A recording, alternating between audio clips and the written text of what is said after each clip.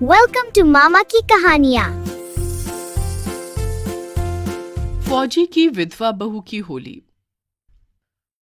उसे लगता है कि कोई जीने पर चढ़ रहा है।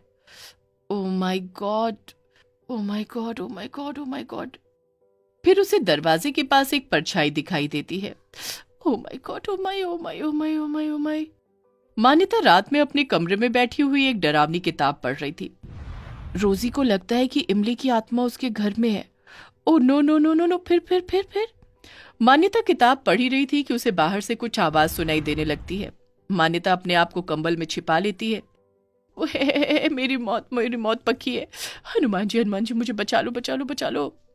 अचानक उसके कमरे की खिड़की पर एक आहट होती है। इमली, मेरी खिड़की। पापा, मम्मी, भगवान मेरी आत्मा को शांति देना, मैं मरने वाली हूं पर है। तभी अचानक उसकी खिड़की का शीशा जोर से टूटता है। शीशा टूटने की आवाज सुनते ही मान्यता डर कर अपने आप को कंबल में लपेट लेती है। मुझे मत मारना, मैंने कुछ नहीं। इमली आ गई, इमली आ गई। क्या? रिलैक्स मान्यता, मैं हूँ। ये इस तरह कंबल क्यों ओढ़ रखा है? मुझे मत मारो। डर कर मान्यता अपने फोन में हनुमान चालीसा लगा लेती है। अब तुम नहीं बचोगी इमली। ये सब देखकर युवराज की जोर से हंसी छूटती है। मान्यता, ये सब क्या है? हाँ? युवी, तुम, ये सब क्या है? तुम मुझे डराने आए हो? वेट, मैं तुम्हें डराने क्यों आऊंगा भला? वैसे तुम पागल हो गए हो क्या? पता है मेरी जान निकल गई थी। हंसो मत तुम, हंसो मत। तुम खिड़की से क्यों आए हो? और तुमने खिड़की भी तोड़ दी, वो भी इतनी रात में। खिड़की तोड़ने के लिए आई एम नॉट सॉरी, क्योंकि मैं एक सोल्जर हूँ। मिस्टर सोल्जर, अपनी पावर का नाजायज फायदा ना उठाएं। एनीवे, मैं तुम्हें एक ज़रूरी बात बताने आया था। मैं कल ड्यूटी पर वापस लौट रहा हूँ, तो मैंने आज रात बहुत हिम्मत करके मॉम डैड से हमारी शादी के बारे में बात की। और और लकीली उन्होंने हमारी शादी के लिए हाँ कर दी। सच्ची? युवराज के माँ बाप रिश्ता लेकर मान्यता के घर पहुंचते हैं और मान्यता के माँ बाप को रिश्ता पसंद आ जाता है। कुछ महीने बाद छुट्टियां होने पर युवराज फिर घर वापस लौटता है। युवराज के वापस लौटने पर उनके माँ बाप उनकी शादी करवा देते हैं और मान्यता अपने घर से विदा लेकर अपने ससुराल पहुंचती है। लेकिन मेरा दिल जीतने के लिए तुम्हें ये साबित करना होगा कि तुम इस घर की बहू होने के लायक हो या नहीं। बहू तो मेरे बेटे की पसंद जरूर होगी। हमने हमेशा ही अपने बेटे की खुशियों का ख्याल रखा, इसी वजह से हमने उसकी शादी तुझसे करा दी। समझ रही हो ना? जी माँ जी। मान्यता बड़े ही चुलबुले मिजाज की अपने माँ बाप की इकलौती बेटी थी। वो बड़े ही नाजों में पली बढ़ी थी। उसकी माँ ने कभी उससे कोई काम नहीं लिया, जिसकी वजह से वो घर के कामकाजों में थोड़ी कच्ची थी। समय गुजर रहा था और अब मान्यता का मन पसंद त्योहार आने वाला था। मन्नू, पता है क्या आने वाला है? क्या? मेरा बर्थडे? नोप। तुम्हारा बर्थडे? सीरियसली? इडियट। तो फिर क्या? होली, होली आने वाली है। सच में? मेरा मनपसंद त्योहार। वाह, लेकिन कब?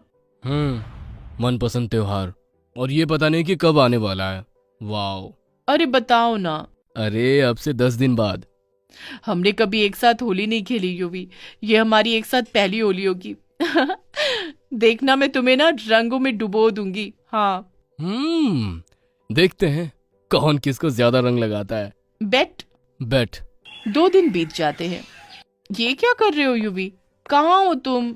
खाना ठंडा हो रहा है। युवी, युवी। मन्नू, अभी अभी मिलिट्री से एक इम्पोर्टेंट नोटिस आया है। मुझे कल ही ड्यूटी पर वापस लौटना होगा। तुमने वादा किया था कि हम इस बार एक साथ होली मनाएंगे। ये क्या कह रहे हो?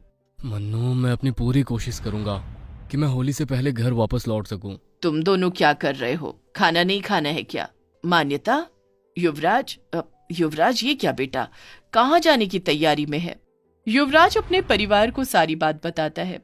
उसके यूं इतने अर्जेंटली ड्यूटी पर वापस जाने की वजह से उसके परिवार वाले थोड़े दुखी हो जाते हैं। अगले दिन सुबह युवराज अपनी गाड़ी में बैठकर अपने घर से रवाना हो जाता है। उसके बाद सभी घर वाले घर के अंदर चले जाते हैं, लेकिन मान्यता अभी भी खड़ी हुई उस रास्ते को देख रही थी जिस रास्ते से युवराज की गाड़ी जा रही थी।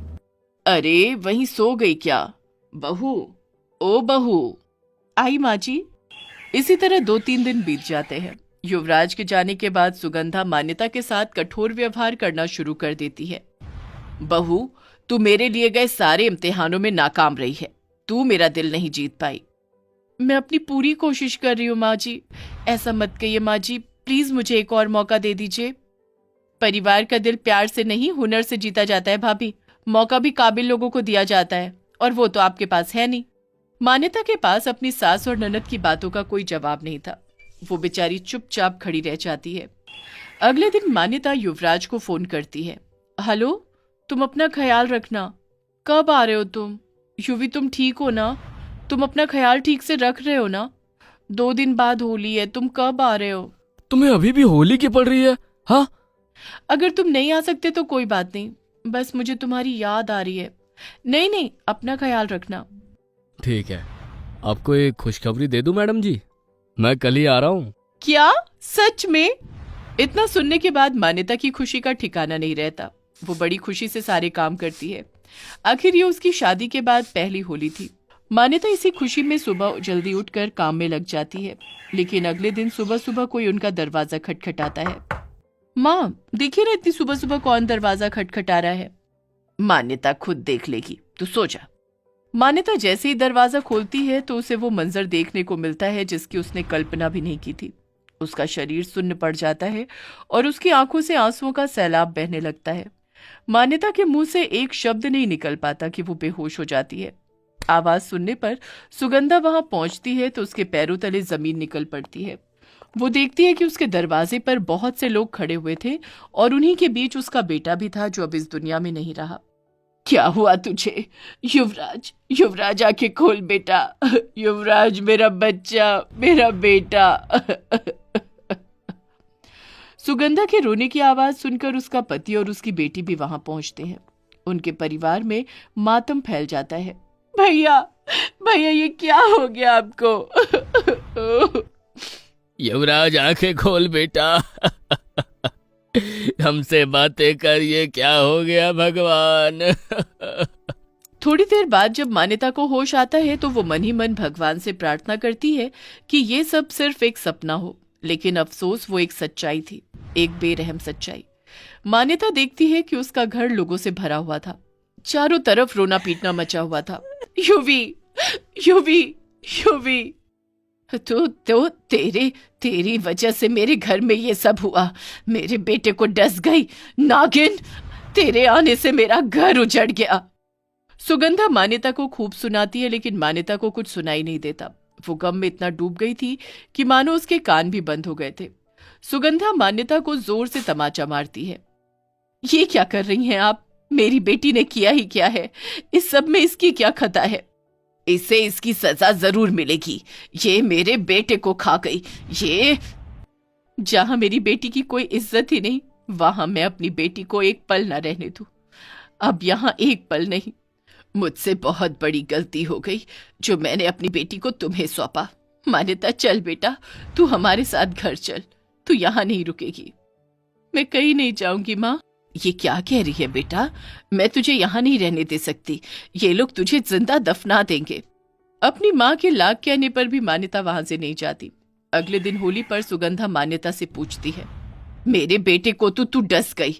ओ नागिन, अब क्या हमें भी डसना चाहती है? तू अपने माँ बाप के साथ क्यों नहीं गई?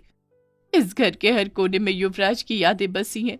मैं इस घर को छोड़कर कहीं नहीं जाऊंगी। बस बहुत हो गई डायलॉग बाजी। अब अपना बोरिया बिस्तर बांधो और दफा हो जाओ यहाँ से। तुम्हें एक सेकंड भी अपने घर में नहीं देखना चाहती मैं कहीं नहीं जाने वाली। ये घर मेरा भी है। इतना कहकर मान्यता भागकर अपने कमरे में चली जाती है और दरवाजा बंद कर लेती है। वहां वो अपनी खिड़की से देखती है कि हर ओर रंगों की मनभावनी छटा थी। सभी के चेहरे पर होली के रंग गुलाल सजे हुए थे, तो वहीं विधवा बहू के तन पर सफेद साड़ी थी। सभी किसी तरह होली खुशी खुशी मना रहे हैं। ये सब उससे देखा नहीं जाता और वो वहीं बैठकर रोने लगती है। तुमने अपना वादा तोड़ दिया युवराज, ऐसा क्यों किया तुमने? क्यों किया, क्यों किया? मान्यता अपने कमरे में बैठी खुद से ही सवाल कर रही थी, लेकिन उन सवालों का जवाब देने वाला वहां कोई नहीं था। वो रोई रही थी कि तभी उसे एक आवाज सुनाई देती है। मन्नू, हैप्पी होली। आवाज को सुनते ही मान्यता चारों तरफ देखने लगती है कि तभी उसकी निगाह सामने दीवार पर लगे शीशे पर पड़ती है। वो देखती है कि उसके गाल पर गुलाल लगा हुआ था। ये देख मान्यता चौंक जाती है। क्या ये तुम हो युवी? जवाब दो, तुम मेरे साथ हुई हो ना युवी? मान्यता भागती हुई सुगंधा और सायना के पास जाती है और उन्हें बताती है कि वहां युवराज आया था जिसने उसके गाल पर यह गुलाल लगाया। ये कैसी बातें कर रही है तू? सुगंधा मान्यता को थप्पड़ मारने वाली ही होती है कि तभी रुको सुगंधा, शायद मान्यता सही कह रही है, क्योंकि हमारे घर में भला गुलाल कहाँ से आया? हमारा बेटा यही है, वो कहीं नहीं गया है। मान्यता, मुझे तुझ पर यकीन है बेटा। और माँ, मुझे पूरा यकीन है कि युवराज हमारे साथ है। मेरे प्यार में इतनी ताकत है कि दुनिया की कोई ताकत हमें उनसे जुदा नहीं कर सकती, मौत भी नहीं। मान्यता की बातें सुनकर सुगंधा की आंखें भर आती हैं। उसे यकीन आ जाता है कि मान्यता सही कह रही है और वो मान्यता को अपने गले से लगा लेती है।